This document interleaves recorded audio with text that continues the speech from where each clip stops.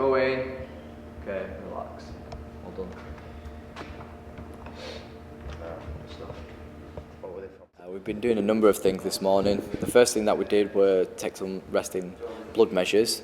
We're looking at his glucose, his resting levels of blood lactate, his something called hematocrit and hemoglobin as well. It gives us a general profile of what condition Kell's in. He's in really good condition.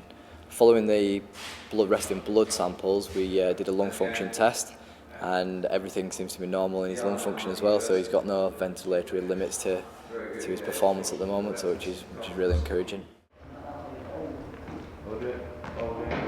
Yeah. Right. Yeah, you can take it out in the minute rest.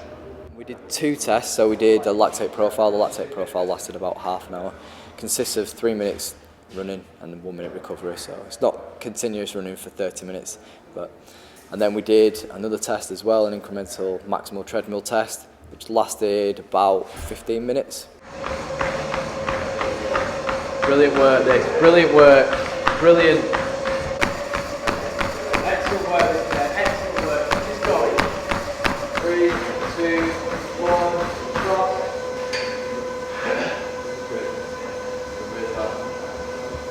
Good. It starts off low intensity and finishes at high intensity, yeah, pretty high intensity. So on the second test we take him to his absolute maximum, so point which he can do no more. I don't know if you saw it, but he was clutching onto the side of the treadmill at the end because he literally couldn't run no more.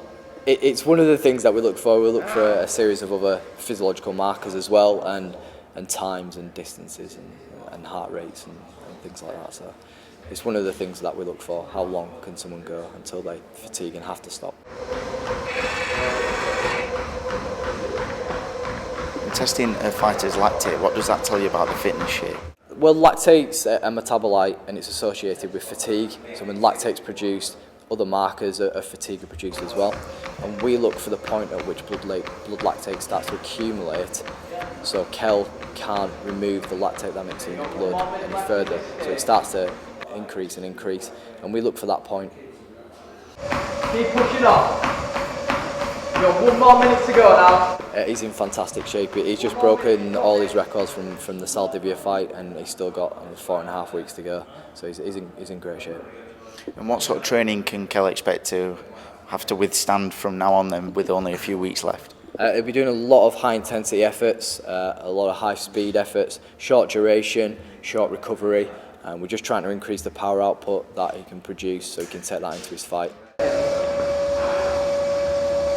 And go. As long as you can, as long as you can. At the moment we're running a endurance test called the 30-15 test. It's a great bit of sports science that lets us see how hard an athlete can work and how quickly they can recover. When we look at boxing, it's obviously some of the most fundamental important things you would want within the fitness of a fighter.